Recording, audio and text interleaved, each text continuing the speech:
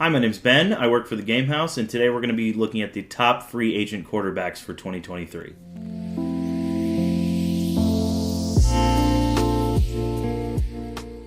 Okay, so these are just my opinions. Let me know if you have a different list down in the comments. These are just my top guys for this particular offseason. And we're going to start with Taylor Heinicke, actually.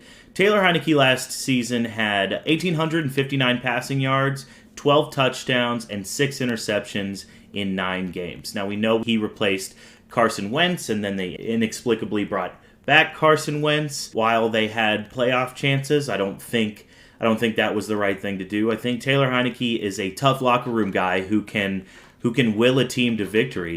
He almost knocked off Tom Brady and the Buccaneers. He can be a starter, especially on a quarterback-needy team. He can also be a high-end backup, sort of Jimmy Garoppolo-esque, if that's what you want to do, if you have a great quarterback that you're just not so sure about injury-wise. Now, he has said that he wants to sign with the Packers. He grew up a Brett Favre fan. That's why he wear number 4. I'm not so sure that's going to happen. But Taylor Heinicke is definitely a high-end backup, if not a decent starter when he's playing his best. Next up, we have Jimmy Garoppolo. So we all know the Jimmy Garoppolo saga. He was supposed to be a free agent last year, but the 49ers brought him back, and it turned out to be the right decision because Trey Lance was injured yet again, and he had to come in and prop the team up. So last year, in 10 starts, 11 games, he had 2,437 passing yards, 4 touchdowns, and 4 interceptions.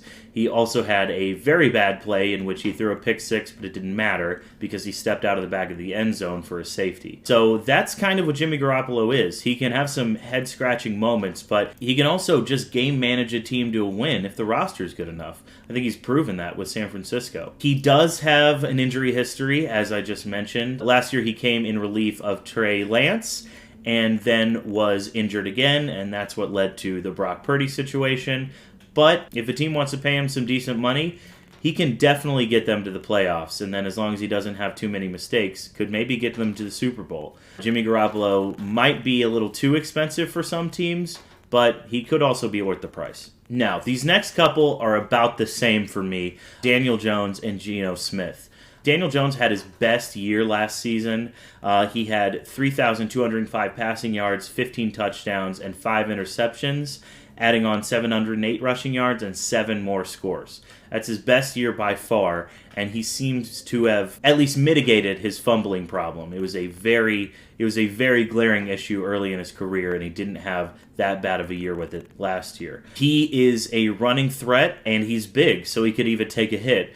But is he a really polished passer? There's no one who's going to say that. Geno Smith, he's 32. Most people had forgotten he was in the league, and then he was thrust into the starting role after the Seahawks traded Russell Wilson. And he played well. He got the team to the playoffs. He had 4,282 passing yards, 30 touchdowns, and 11 interceptions. He also added a score on the ground. Now, he said he wants to remain with the Seahawks, but more than likely, Geno Smith is going to want to turn this big year into an even bigger payday. He is a top 5 free agent quarterback, but he may be near the bottom just because he may have had an awesome year, and it's his ceiling. Smith is a smart player. He can stay healthy. He may be a little bit older at 32, but if you have a team that really wants some stability at quarterback, he makes sense. And then last, of course, we have Lamar Jackson. So Lamar is busy brokering his own deal with the Baltimore Ravens. They're far apart on guaranteed money, thanks to the Deshaun Watson deal, which fully guaranteed him his contract.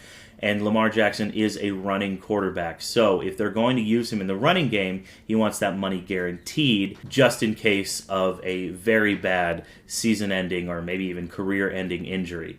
Last year, he had 2,242 passing yards, 17 touchdowns to 7 interceptions, and he added on 764 rushing yards and 3 more scores in 12 games. Now, he didn't play the end of the season because he was banged up. He has been banged up these past few years, and that's, again, why they're far apart on guaranteed money. I don't know if he's returning to the Ravens, but if he does become a true free agent Everybody should want this guy, and they should pay him what he deserves to be paid, especially considering Deshaun Watson got all that money and hasn't played in 2 years. Lamar Jackson is a much more polished passer than most people realize. They just see the athleticism and think he's a running threat and nothing else. And it couldn't be farther from the truth. That's why he has an MVP award. Lamar Jackson could change a franchise, and if the Baltimore Ravens aren't going to pay up, someone definitely will. But those are my top 5 quarterbacks for the 2023 offseason. Let me know what you think below, and thanks for staying tuned to the Game House.